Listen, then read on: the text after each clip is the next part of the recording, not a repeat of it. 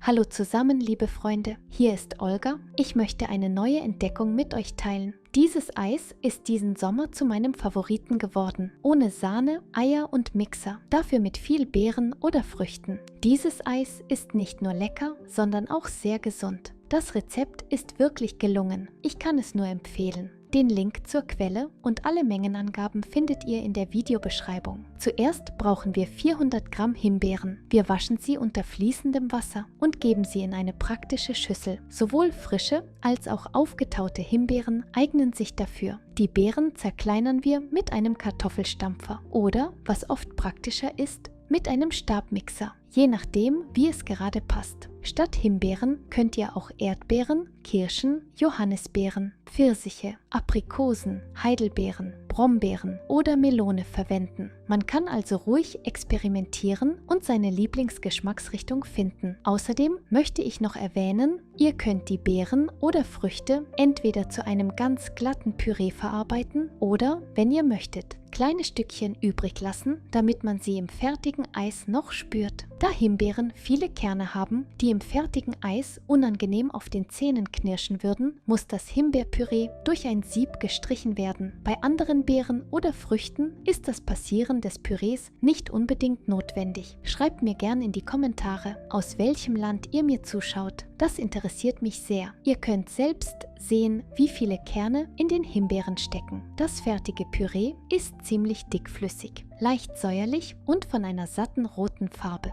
Zum Himbeerpüree geben wir 200 Gramm Kondensmilch und 200 Gramm Sauerrahm, beliebiger Fettstufe. Am besten jedoch mit 20 bis 25% Fettgehalt. Dann wird das Eis besonders cremig. Wer möchte, kann anstelle des Sauerrahms auch dieselbe Menge dicken griechischen Naturjoghurt ohne Zusätze verwenden. So entsteht eine appetitliche Himbeermasse. Wenn ihr nicht warten möchtet, bis sie gefriert, könnt ihr sie auch gleich als Himbeerjoghurt genießen. Aber natürlich schmeckt sie gefroren noch besser. Dafür braucht ihr einen Behälter oder eine Backform. Bei mir hat sie die Maße 18 x 13 cm.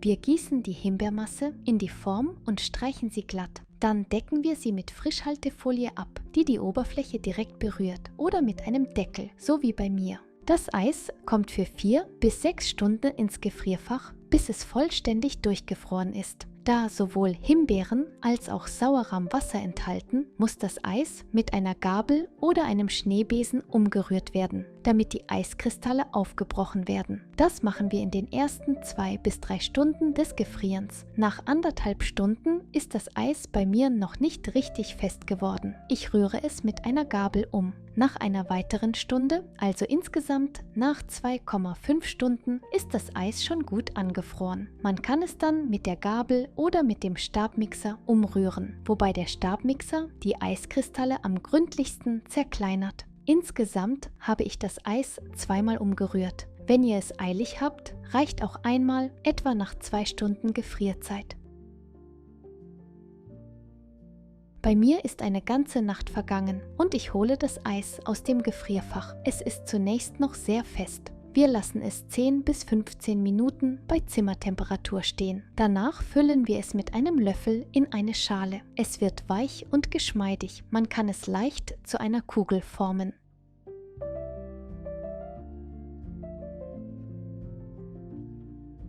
Wir geben noch ein paar Himbeeren dazu und probieren. Freunde, dieses Rezept ist meine neue große Liebe. Das Eis schmeckt unglaublich lecker, wie aus dem besten Eiskaffee. Es ist angenehm süß, mit einem intensiven Himbeergeschmack und einer leichten sahnigen Note. Nicht zu fettig, ohne Eiskristalle, nichts knirscht auf den Zähnen. Der Geschmack ist einfach sehr ausgewogen. Mein Sauerrahm war nicht sauer, deshalb schmecke ich ihn auch gar nicht heraus. Das Eis hat mir zu 100% gefallen. Ich nehme dieses Rezept in meine Sammlung auf und werde solches Eis künftig mit verschiedenen Beeren zubereiten. Zum Zeitpunkt der Veröffentlichung dieses Videos habe ich bereits eine zweite Portion Eis zubereitet. So gut hat es mir gefallen. Ich kann es euch nur empfehlen, es auch mal auszuprobieren. Wie immer bitte ich euch, mein Video mit einem Like und einem Abo zu unterstützen. Ich freue mich auf eure Kommentare und euer Feedback. Ich wünsche euch allen einen friedlichen Himmel über euren Köpfen. Bis zum nächsten Mal, meine Lieben. Macht's gut und tschüss.